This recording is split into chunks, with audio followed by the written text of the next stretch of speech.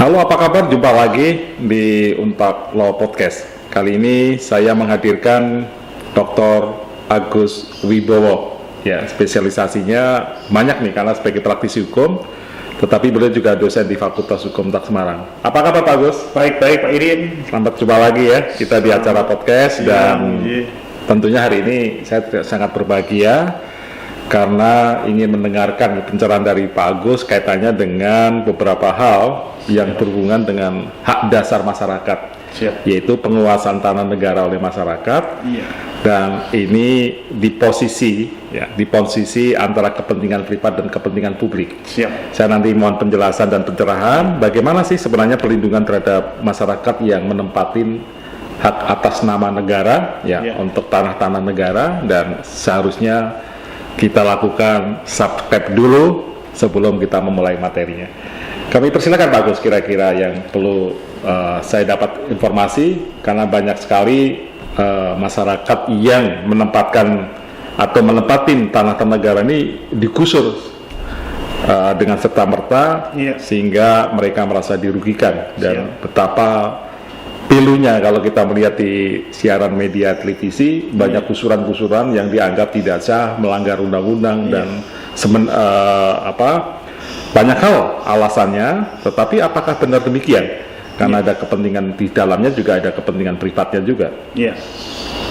Terima kasih Pak Irin, bahwa peraturan tentang hak atas tanah atau peraturan tentang pendaftaran tanah itu diatur oleh Undang-Undang Nomor 5 Tahun 1960 tentang pokok-pokok peraturan dasar tentang agraria. Masih berlaku ya Undang-Undang masih berlaku, yang diatur dengan PP Nomor 10 Tahun 1961 yang kemudian diganti dengan PP Nomor 24 Tahun 1997 tentang pendaftaran tanah. Sebenarnya warga negara itu dijamin oleh negara untuk mendapatkan hak atas tanah. Ya, itu. Dan itu dilindungi oleh undang-undang. Setidaknya dilindungi oleh hukum. Artinya tidak serta-merta untuk kepentingan apapun, termasuk kepentingan privat, warga negara atau masyarakat yang menempati tanah negara itu bisa digusur begitu aja. Karena ada satu prosedur yang secara hukum sudah dilindungi. Kira-kira kalau terjadi fenomena itu harus bagaimana nih? Yang terjadi, pemerintah daerah itu tidak akan melakukan sesuatu penggusuran kalau negara, dalam ini diwakili oleh pemerintah daerah, tidak serta-merta memerlukan atau merasa perlu untuk mengusir warga negara yang telah menduduki tanah negara tersebut. Jadi karena kepentingan publiknya yang diutamakan. Nah, bagaimana dengan banyak kasus nih masyarakat dirugikan karena ada kepentingan privat, pemilik modal membangun hotel, membangun ruko. Sisi lain mereka dapat izin dari pemerintah. Tapi dalam proses, karena dia terganggu akses jalannya oleh masyarakat yang menempatin tanah di situ, mereka meminta dan mengadu pada pemerintah kota untuk menggusur mereka, walaupun mereka sudah bertahun-tahun menempati tanah di situ. Ini apa yang harus dilakukan? Pada dasarnya pemilik modal besar itu harus tetap mematuhi hak-hak privat yang lain, termasuk warga negara yang tidak mampu. Andai kata dia memerlukan akses jalan misalkan untuk kepentingan hotel itu, maka dia dapat melakukan pendekatan dengan warga negara tersebut atau penduduk tersebut. Dengan cara apa? Yang pertama dengan cara bernegosiasi yang baik. Artinya dia menempati tanah tersebut sudah lama, maka tentunya yang mempunyai kepentingan atau kewenangan untuk melakukan sesuatu yang berdasarkan hukum adalah pemerintah daerah, dalam hal ini mewakili negara. Jadi kalau privat langsung berhadapan dengan privat tidak boleh dilakukan itu, Pak. Jadi kalau umpamanya dalam negosiasi pendekatan itu tidak di titik temu, ada titik temu, masyarakat juga merasa dirugikan karena kompensasinya mungkin. Terus umpamanya pihak privat ini mengajukan pengaduan pada Satpol PP supaya menggusur, itu bisa nggak? Cara hukum? Kalau mengadukan sih bisa ya, tapi Satpol PP tentu tidak akan melakukan hal itu. Tentu tidak akan. Karena semuanya itu harus dilalui dengan proses hukum.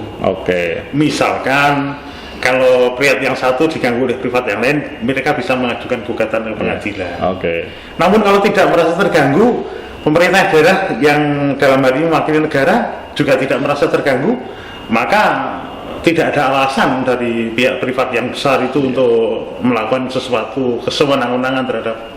Jadi ini entry point yang bagus ya, bahwa tidak boleh ada kesewenang-wenangan sehingga apapun kepentingan termasuk kepentingan privat itu tidak boleh, karena apapun harus menghormati hak warga negara.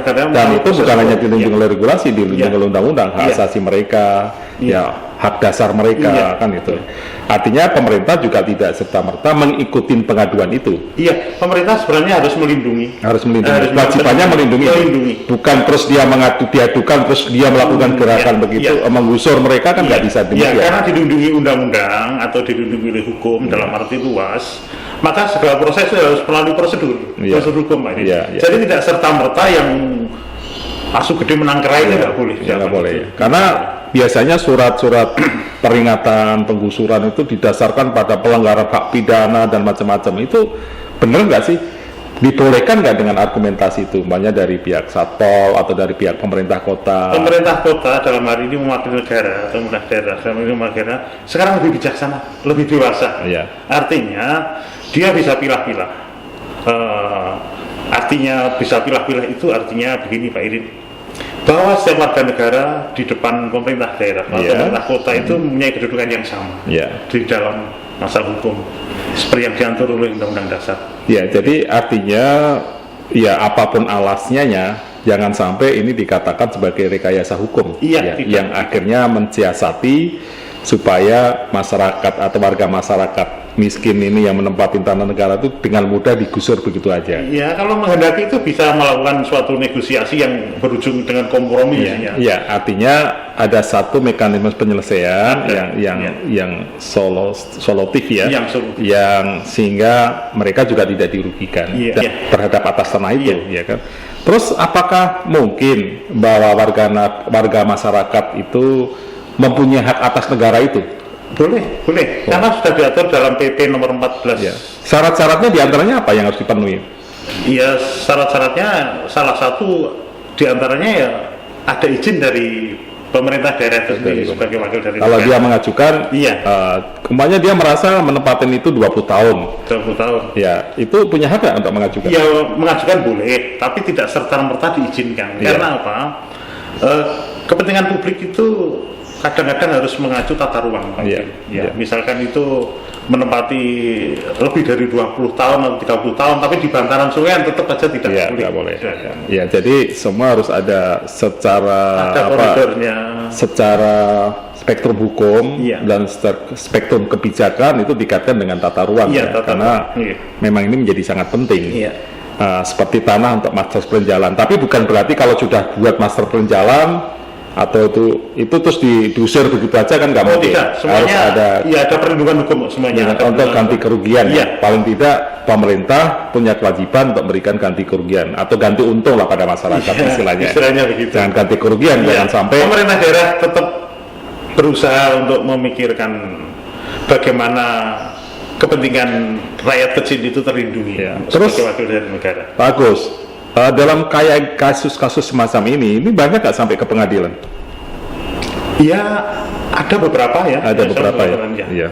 Kira-kira putusan pengadilan di pihak mana biasanya? Kalau yang menghendaki tanah itu adalah negara, dalam hal ini adalah diwakili pemerintah kota, misalkan untuk contoh Semarang, jarang yang sampai ke pengadilan. Karena mereka andai kata bernego selesai kok. Cuma jangan sampai kepentingan privat mengatasnamakan kepentingannya terus mendorong atas nama negara supaya menggusur itu, jangan sampai terjadi. Pemerintah daerah tentunya bijaksana dalam hari ini. Makanya ini kan sangat dilematis ya. Sisi lain kepentingan privat juga dilindungi dalam konteks investasinya mereka. Tetapi dalam soal penggunaan hak, tentunya kita bedakan antara kepentingan privat dan kepentingan publik. Begitu. Jadi ada ruang, artinya ada ruang untuk bernego antara privat dengan privat dan didampingi oleh pemerintah kota yang dalam ini mewakili negara. Oke. Ya. Jadi walaupun keperuntukannya untuk kepentingan publik atau kepentingan Boleh jadi. pihak privat ya. Boleh jadi. Jadi itulah kira-kira yang tadi banyak hal disampaikan oleh Pak Dr. Agus Wibowo, dan mudah-mudahan sedikit pencerahan ya. Nanti Pak Agus akan bicara lagi lebih dikritkan kepada persoalan teknis prosedural apabila ganti kerugian itu tidak tercapai dan harus ke pengadilan, karena beliau juga seorang lawyer yang banyak menangani berbagai kasus termasuk pertanahan.